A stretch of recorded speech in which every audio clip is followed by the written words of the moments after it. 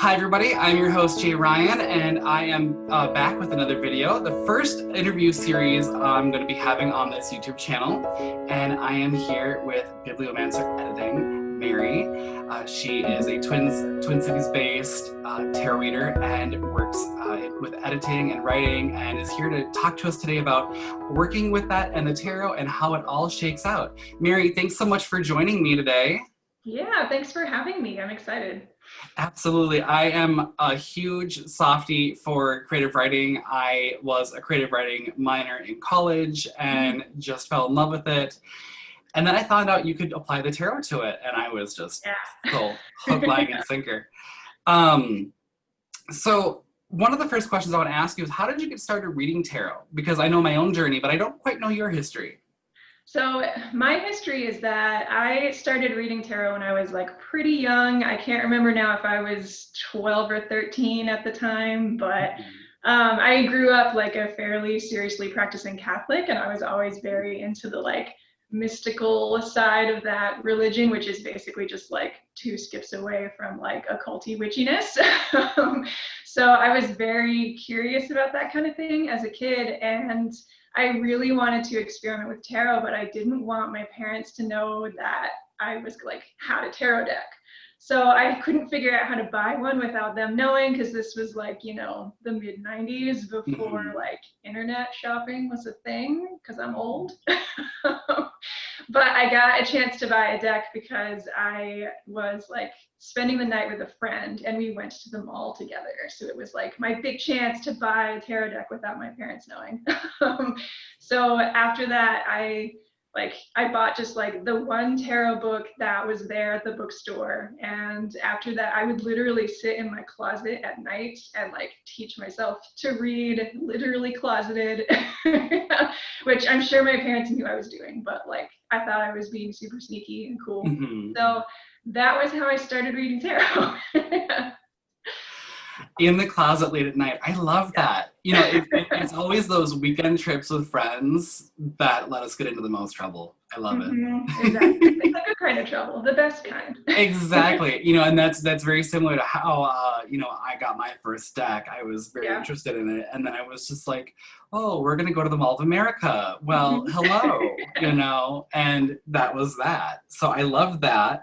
But at what point in that journey did you realize not only could you, you know, tarot and do all the lovely tarot things that people, you know, think of when they think of tarot cards, but you thought of, oh, tarot and writing?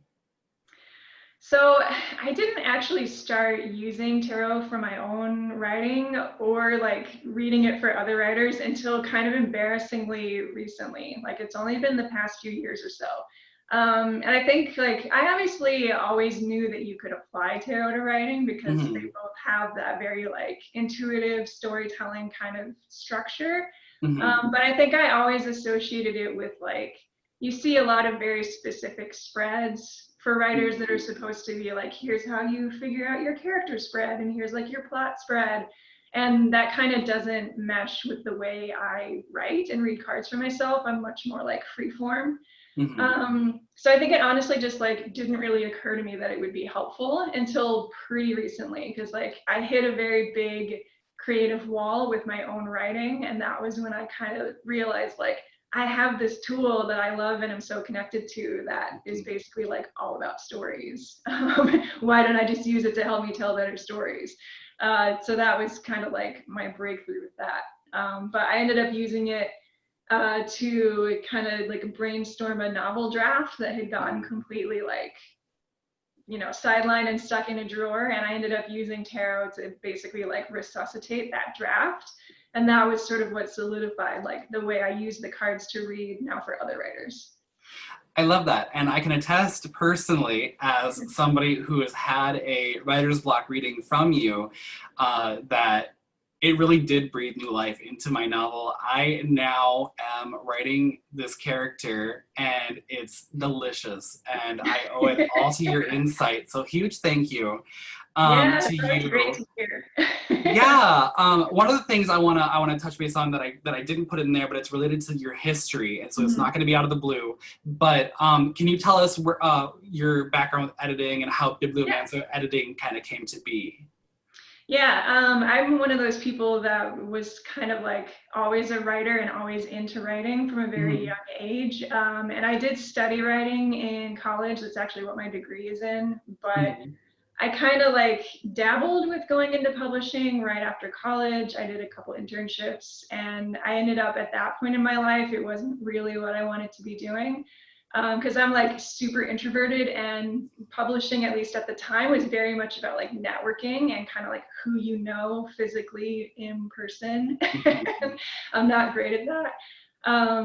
But I ended up coming back to it as a freelancer for the first time, maybe like, yeesh, I think it was like 10 years ago now. And Mhm. at that point, I was kind of just sort of dabbling, doing different projects here and there as like a side gig. But I ended up starting to focus on it full time, maybe 2 years ago now, and then kind of like slowly building my own business out of that. So Bibliomancer Editing, which is like my official business name, like that's still pretty new. So it's still exciting early stages of like that form of my editing Mhm. work. But I've been at it off and on for quite some time. I love that though. It's kind of the perfect marriage of, your skill set and your passion.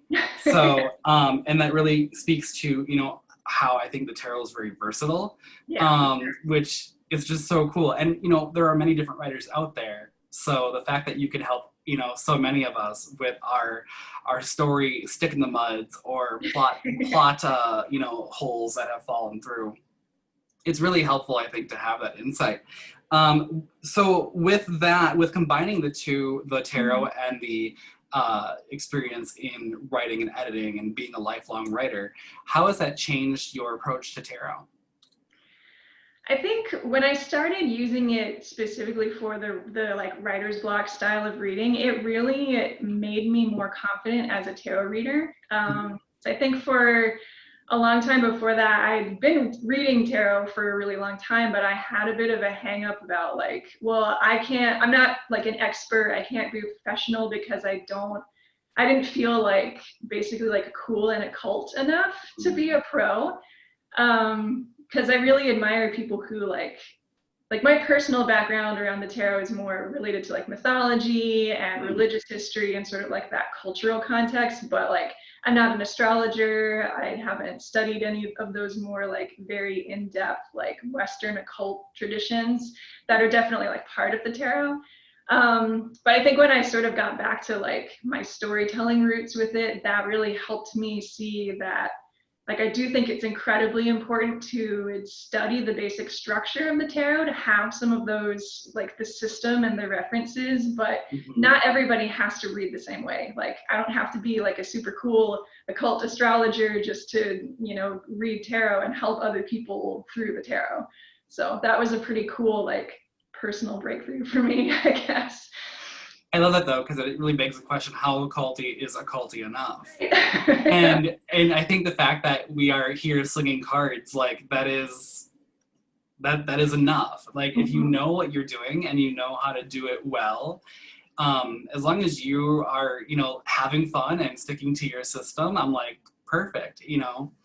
Um, and I think that, that also begs the question of, um, the way you approach reading it and storytelling, I think is really, really beneficial and powerful. Can you talk more about that, like the storytelling aspect of tarot? Yeah, I think like for me, it comes down to sort of what the cards fundamentally are as objects. Like they're literally, pictures that are telling a snapshot of a story. And I think that's, given sort of like my creative background, like for me, that's always the most powerful thing about tarot. And that's why like again, while I admire readers who have sort of different approaches, like people that or do have more like the mediumship or like channeling aspects, like for me, the way I connect with the cards, it's always fundamentally about like that snapshot of the story, and just really like getting in touch with those archetypal things that like come up out of you when you're engaged in a really good story. So that's really how I like personally connect strongest with the cards. Yeah. I love that because, looking at so many decks on the market today, Mhm. that just, tells me that looking at the different images, you know, there are so many stories waiting to be expressed in those cards. Yeah, exactly. I love that. That's so cool. So, you know, we're talking about reading and writing. And one of the big things they say in most courses, you know, when you take a writing class in college, is that rule number one, to be a good writer, you have to be a good reader. But I'm wondering, in, you know, with your experience and in your opinion, you know, does being a good reader book make you a good reader card? And if so, how do they kind of play off each other?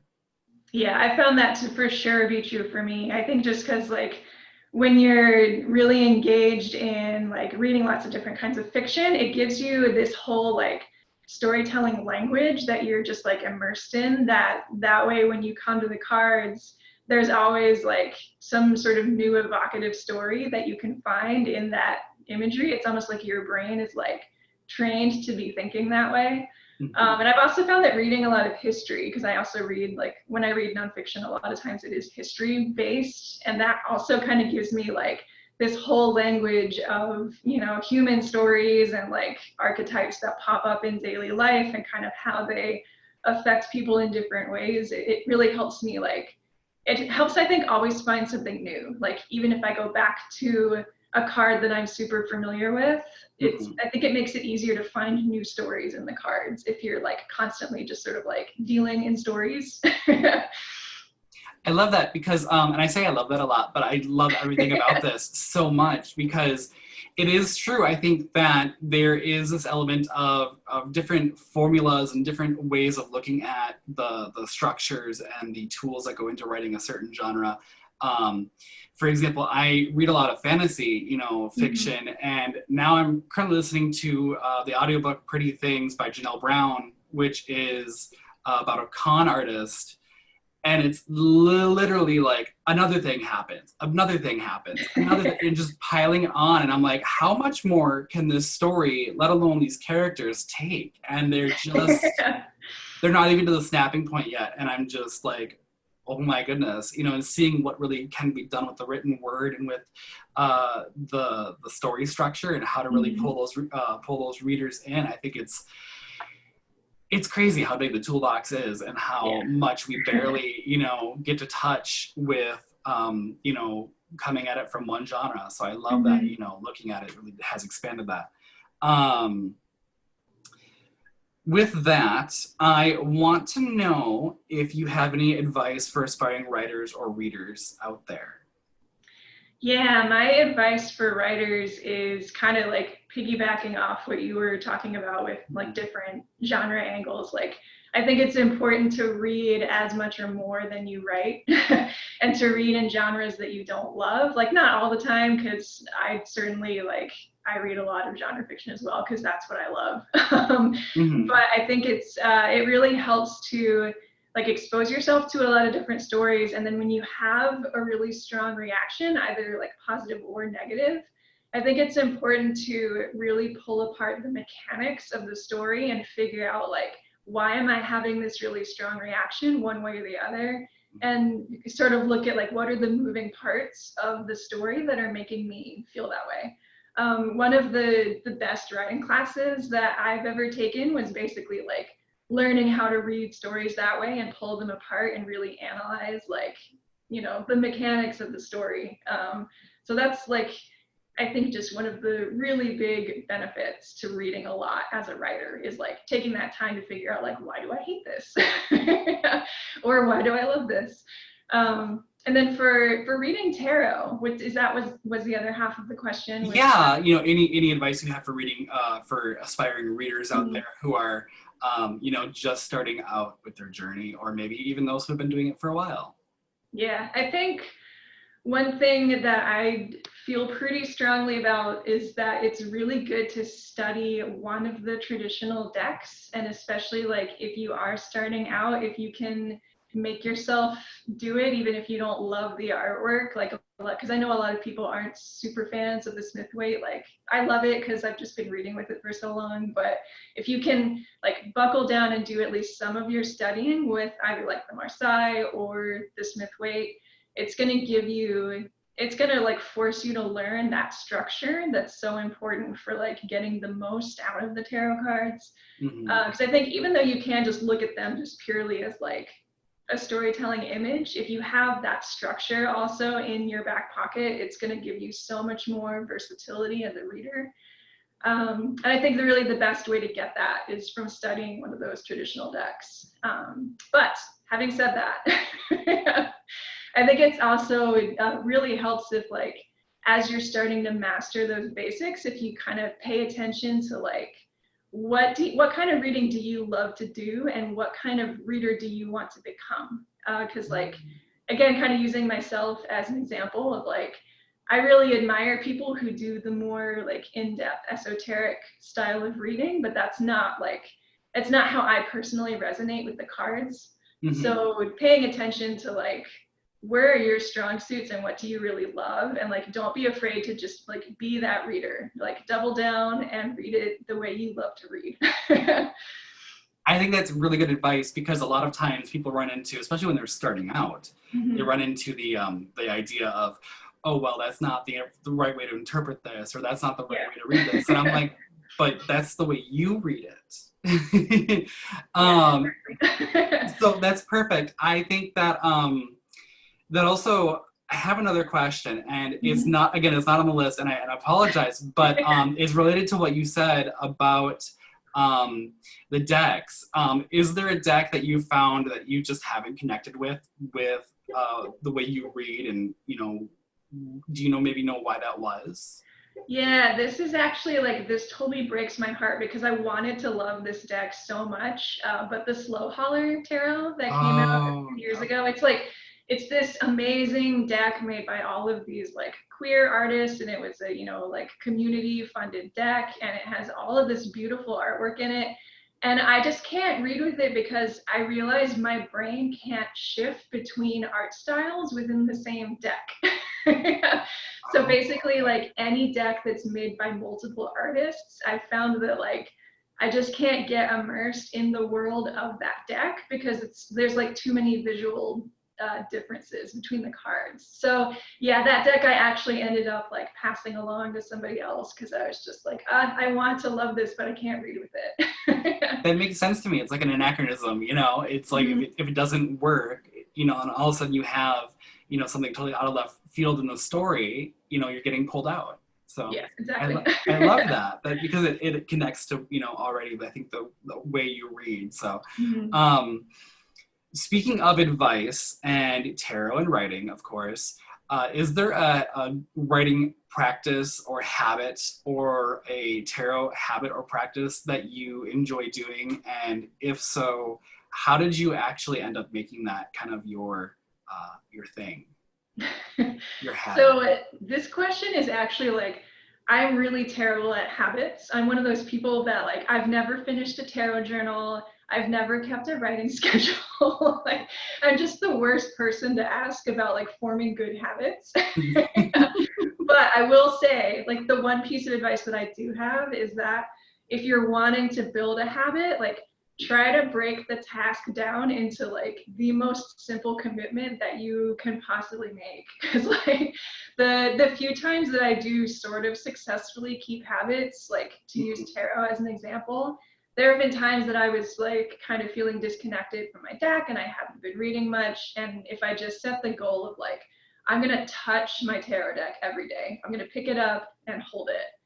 Because if I touch it, then I'll probably pull a card, and then like maybe I'll journal, I'll do something. But if the goal is like, I'm gonna sit down and write like 3 pages every day, and it's gonna have these prompts, and I'm gonna do it for every card, and it's gonna be this like pretty little journal. Like I never do those things because it's just like, it's too much thing. And if you're anything like me, how many journals do you actually have laying around? Right. Because I have more than a few. I love that though, and I that's my phrase. I think that's just gonna be my catchphrase. I love that. But the why I love that is because we talk about habits, we talk about building these daily things, and the reality is habits are hard. Habits are really difficult to marry yourself to, and we can beat ourselves up. Like if you don't, you write in your journal every day. And I find that I read somewhere a while ago about, well, the journal is not really for an everyday thing. It's as you need it, and that really helped reframe a lot of how I approach, tarot and writing and journaling and all of that, because I used to be like, oh, I didn't do my daily card for myself today. Yeah. Like, oh, just kind of like, smack on the hand there. But it comes down to, I think we interact with these things when we need them the most. I think, if we did it every day, I think maybe it wouldn't feel as fun. Mm-hmm. Yeah, So. That's definitely the way my brain works. But I also know that like the tarot journal is a thing that like so many beginners get that advice, and it can be really helpful, but don't make it into a big thing if you're not good at habits, because and that's also like I love the idea of NaNoWriMo, but I can't do it for myself. I don't know if you've had that same experience or not. I may or may not be like 12,000 words behind, but I do love the entire month. Like it's silly, but I've never said this out loud, like on camera. So like, I'm gonna turn all sorts of red right now. But I sort of view Nano as like its own holiday because I just love having a full month dedicated to discussing creative writing and, just being immersed in that again. I think it's just speaking back to, loving taking the classes and everything like that. And so any excuse I have to talk about like world building and character development, Agreed. I love it. So everyone's like, what's your favorite holiday? I'm like, Nano. It's a month-long holiday. Exactly. It's the perfect kind of holiday. Which I feel Halloween should be a month long, but no one's really followed up on that with me. So, one of the things I want to bring up as well, because you mentioned, reading and writing as much as within reason. And what eventually happens for a lot of writers is that lovely moment when you're writing and you go, I don't know what happens next. I have no idea. And so that's when I came to you, actually. You have a writer's block reading that you offer on your website. And that really helped. But I'm curious, do you do a similar kind of thing for you when you come to writer's block, or do you do something different? How do you approach writer's block? Yeah, I do read for myself when I get blocks. I've been trying now to always, I think I mentioned earlier that I had started using tarot for writing because I was working on a stalled novel manuscript. And like, I try to now when I start a new story to always do a brainstorming process with tarot first. Because when I do that, for one thing, it helps me kind of like, I'm definitely in between like a pantser and an outliner. I really hate outlines and I cannot write with them. But I also like, if I try to just jump in and like discover the story while I'm writing, I end up hitting too many of those blocks and it just like falls into a pit of despair and I never finish. So for me, using tarot to brainstorm has actually helped me like set up sort of like a plan without having an outline, if that makes sense. But the great thing about that also is that then when you hit those blocks in the story, I basically just like, I'll pull cards at random and kind of compare them to the cards that like relate to the block from the brainstorm, and then like create new ideas out of like combining those different cards. So for me, it's a very free-form sort of a process when I hit blocks. But I do think for people that are more like spread oriented, it's a great idea to just like, when you see a writing spread that you like stick it in a folder somewhere so that then when you hit a block, you can just sort of like pull a spread out and do a spread right there on the spot during your writing session and just see like what comes out of that. I think it's really interesting to note too that when I got my writer's block reading from you, I was shocked, I think, first of all, not shocked in a bad way, but pleasantly surprised to open it up and see, I think it was a 4 or 5 card spread. It wasn't very many cards. And yet the amount of information that you were able to give me with those 4 or 5 cards was literally, I mean, for my character, it was life-changing. And I really feel like that's, something that with spreads specifically, and that's kind of what I want to touch on just a little bit as a tangent, is that some of these spreads, that we see like on Pinterest, for example, are like 20 cards. Yeah. And so when I first created a specific story novel writing spread, I created what I call the storyboard spread. Mm-hmm. And it's literally this grid of cards, like storyboarding the entire thing. So talk about an outline. And that's very overwhelming. So having you show me, through the reading that it was a 4 or 5 card spread that was really able to dig my character out of this hole and craft him a working personality, because I couldn't give him one for the life of me. I thought that was really, really neat and really insightful. And I think it also showed that you took the time to really dive into, like you said, the card, the image in the card. And so, letting that story sort of flow through you in a way. It reminded me, so I didn't mean to interrupt, but it reminded me of something that Elizabeth Gilbert said in her creative talk of her TED Talk, where she talked about poets and other writers interacting with their muse. Yeah. So, yeah.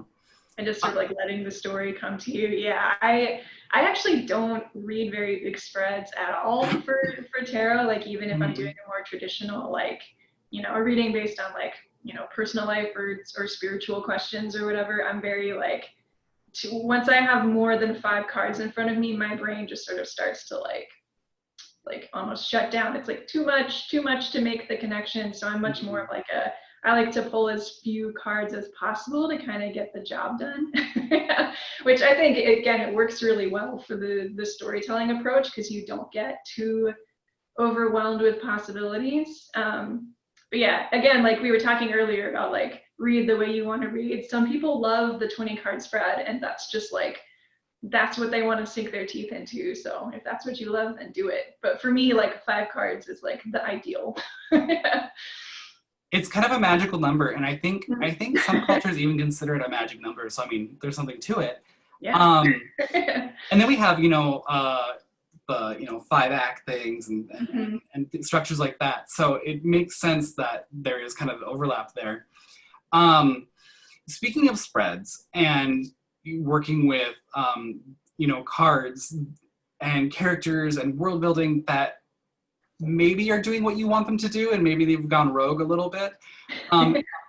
Unlike tarot reading, where you're reading another living person across the table, and like those are the cards you have, and you're not going to be like, oh, well, I don't like this, so I'm just going to shuffle it again and hope for the best. Do you ever have those instances where you get a reading and you're like, well, I don't like that for this story, so let's try again? And what is that sort of process like for you? Yeah, my answer to that is sort of like 2 parts, which is that I think it's absolutely fine to reject cards when you're doing a writing based reading, but I think it's important to really sit with it and figure out why you want to reject it, if that makes sense. Because like it's not, I don't consider my writing based readings to be as like spiritually channeled or potent as some other kinds of tarot readings. So like I don't have hangups about getting rid of a card, but usually if I want to throw it out, at least for me personally, it's because the card has like, it's contradicting some sort of nascent idea that I have about the story that I haven't just quite figured out yet. So if I pull a card and I'm like, no, I fucking hate this, like there's a reason that I don't want that to be the card. And if I think about it, I can usually figure out what that reason is. So I tell my clients as well, like, hopefully these cards will be like a yes for you and will make a lot of sense. But if there's one that you really hate, like sit with that and figure it out, because that can tell you just as much as like a reading that seems like just perfectly designed and exactly what you would have wanted. And I think it is, again, like it's a little bit different for my writing block readings than other types of readings, because I'm not sure why. It might be interesting to like force myself to keep the cards and just kind of see what happens. But, I mean, you definitely could, but I think it's worth noting that you also said that to me in my reading, you know, if you're not responding well to these cards, you know, sit with it and kind of figure out why. And I did have that happen initially. I wanted so badly to come to a conclusion of how to write this main character and like him, that when you were like, no, we don't like him. He's a bit of a dick. And you didn't say it quite that way, but he's my character, so I can totally badmouth him. I was trying to be diplomatic.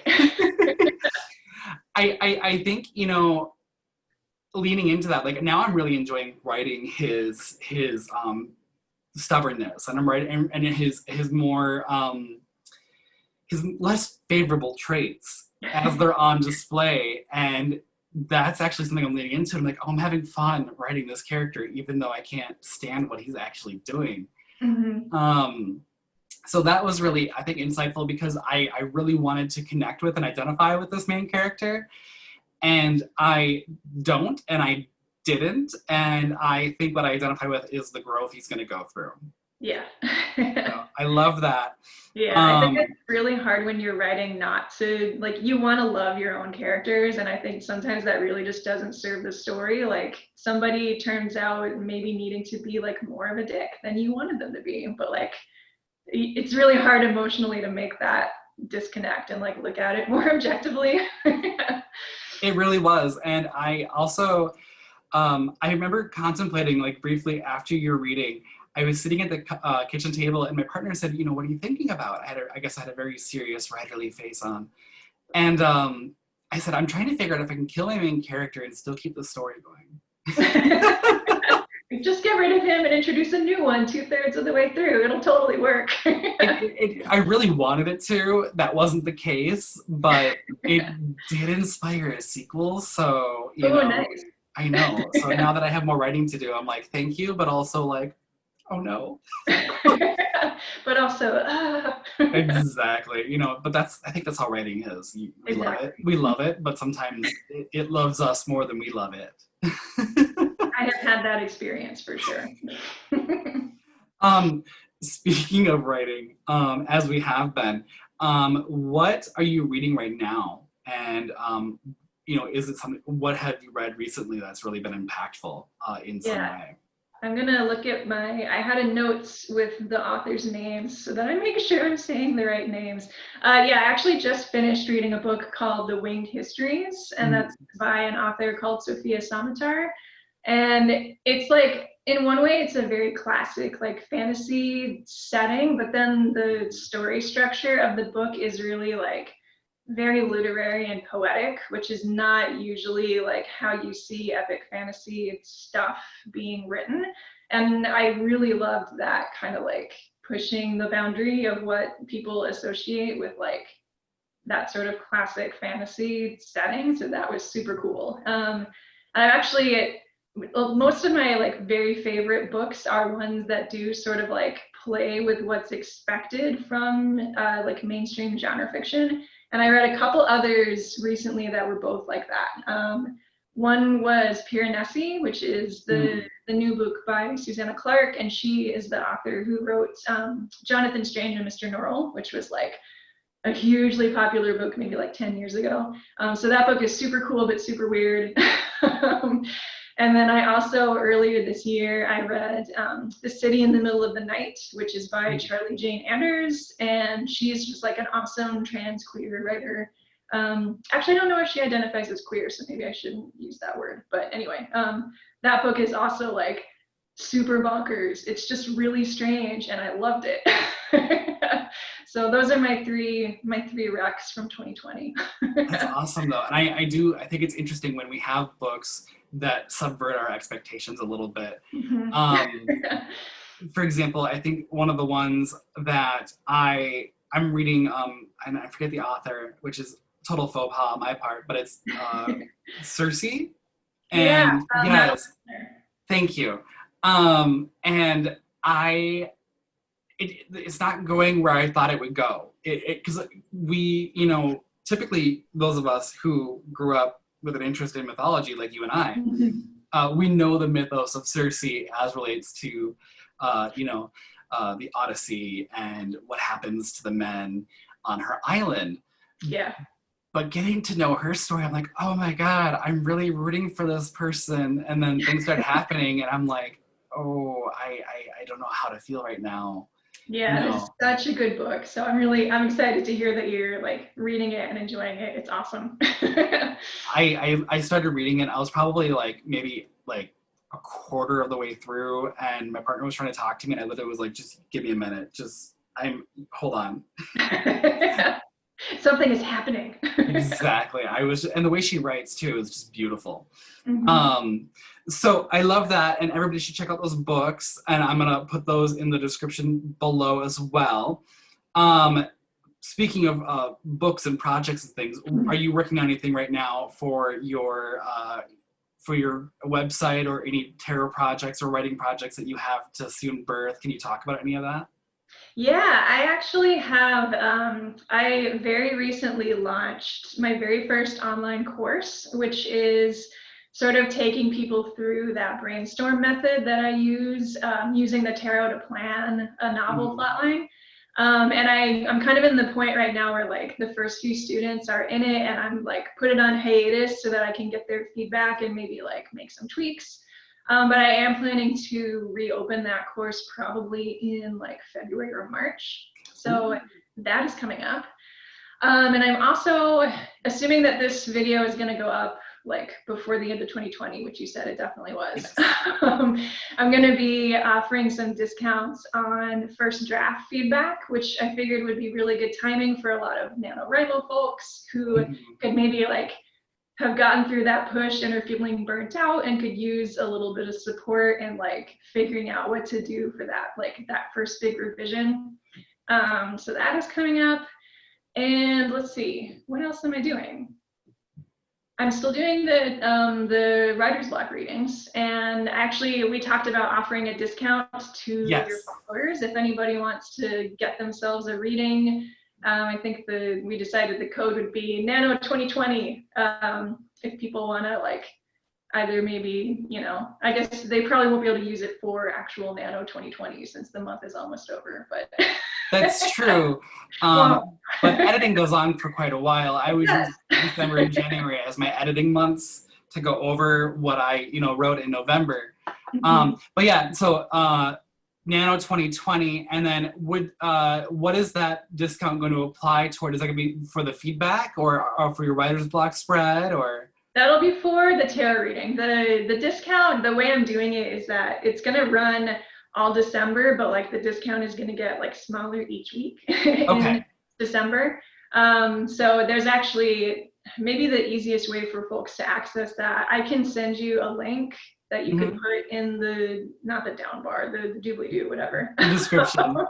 The description, thank you. It's like it starts with a D.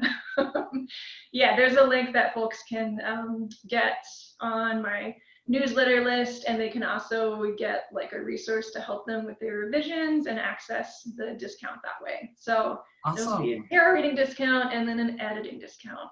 Two options. That's fantastic. Yeah, I'll definitely put that in the description below so everyone can take advantage of that. If you haven't done so, if you don't know Mary's work, you need to get on this, because what she does is fantastic. And Thank you. I'm enamored. I am like fully just like, yes, this is amazing. And this is so, I think, needed, because the Twin Cities especially is a very literary centered hub. We Yeah, have for places sure. like Open Book, for example, and the Loft, which are huge writing centers. And so, maybe once this pandemic has finally had its way with us and left us, um, it will, maybe we'll be seeing, more of your name around there, maybe. Ooh, Because that would be cool to have like several tarot readers come and like do a how to use tarot for your writing with like they different approaches. That would be cool. they have told me that they are interested if you have a pitch. So I'll send you an email that you can contact for classes and stuff. Because I think you'd be a wonderful, wonderful teacher, and you might see me in the February relaunch of your course. So yeah, that's exciting. And then real quick, where can people find you? I am most active on Instagram, so that's just like at Bibliomancer Editing with, I think it's an underscore or a period. I can't remember my own handle. It's okay. I think it's, We'll I put think it in it's, the description.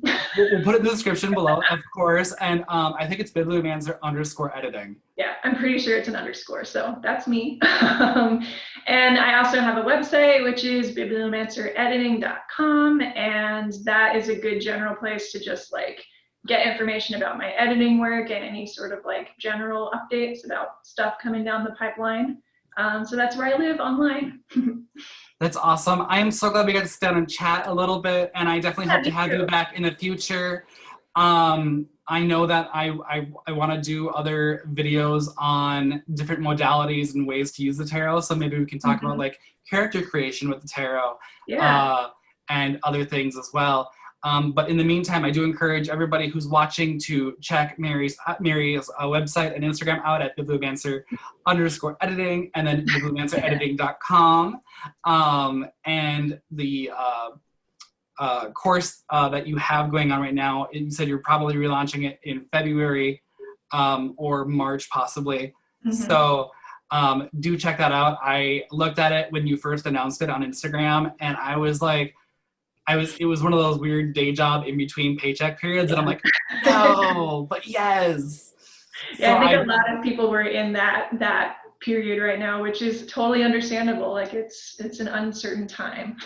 But you're doing, I think what you're doing is fantastic, and by the time you relaunch it, you're going to have a lot of new feedback and new things to do. So I really am interested in getting in there myself, and I hope that many of our watchers, our fans, I hope we have many fans.